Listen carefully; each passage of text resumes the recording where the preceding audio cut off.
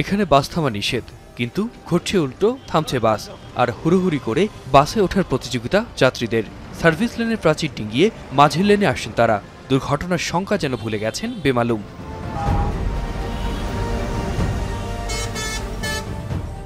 আমিনবাজার চন্দ্রা হাইওয়েতে এমন দৃশ্য নিত্যদিনের। একদিকে দুর্ঘটনার ঝুঁকি, অন্যদিকে আইন অমান্যের এই প্রতিযোগিতা মহাসড়কে সৃষ্টি করছে যানজট। চালক, হেলপার কিংবা যাত্রী কারো কাছেই নেই নিয়ম মানার বালাই। আমার সামনে দিয়ে না নেমে পিছন দিয়ে ঠেলা দিয়ে নেমে জায়গা। সামনে গ্যাজাম হয়ে গেছে, গ্যাজাম রাখছে এই জন্য তার করেছি ডানে চলে যাবো। উদ্ধারদের মধ্যে আমার কোনো কথা নাই, আমি তো অন্যায় করে ফেলেছি স্যার। আমি তো দেখছি যে এই গাড়ি এখানে ব্রেক করা আছে, তার জন্য আমি এখানে উঠতে গেছি। আমাদের তো দোষ না, গাড়ি ওখানে স্টপ করে বিদায় ওখান থেকে আমরা চলে আসি এই সাইডে। আমাদের নামে দিচ্ছে সুপারভাইজার, আমাদের কিছু করেন না এখন।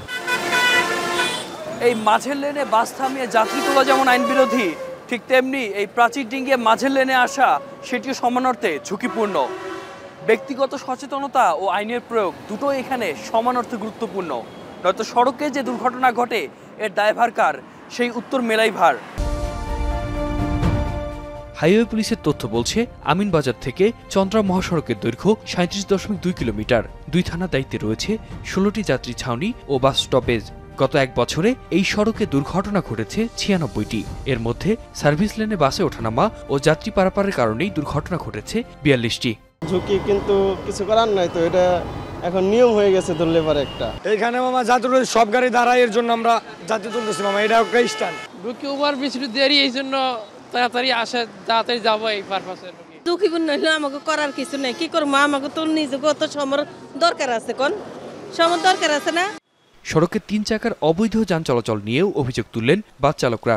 যাত্রী যেখানে খারায় আমাকে তো সেইখান দিয়ে বেরোতে হয়, ওইটা তো বেশিরভাগই রিক্সায় আটকে থাকে। আমরা এই অটো রিক্সার জন্য আমরা চালাতে পারছি, গাড়ি চালাতে খুব ঝামেলা হচ্ছে। 3 চাকার যানবাহনের দৌরাত্ম্য স্বীকার করল হাইওয়ে পুলিশও। সড়কে নেমে পড়া অবৈধ প্রায় 40 লাখ থ্রি হুইলারের লাগাম টেনে ধরা ছাড়া বিকল্প নেই, জানালেন গাজীপুর হাইওয়ে পুলিশের পুলিশ সুপার। এত বড় একটা কমিউনিটিকে আপনি যখন অফ করতে যাবেন বা আপনি যদি একটা নিয়মের মধ্যে আনতে চান, তাদেরও কিছু ইন্টারেস্ট তৈরি হবে, ঠিক আছে?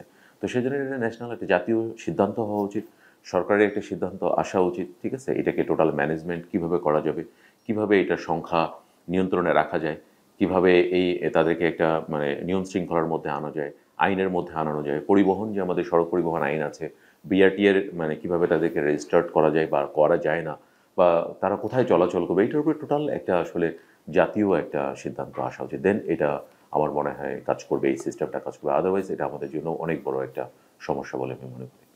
সচেতনতা আর আইন বাস্তবায়ন ব্যর্থ হলে নিয়ন্ত্রণহীন এই সড়কই নিয়ে আসতে পারে মহাবিপর্যয়। এই বিপর্যয় ঠেকানোর সময় যে ফুরিয়ে এসেছে, সেটি এখনকার বড় সতর্কবার্তা।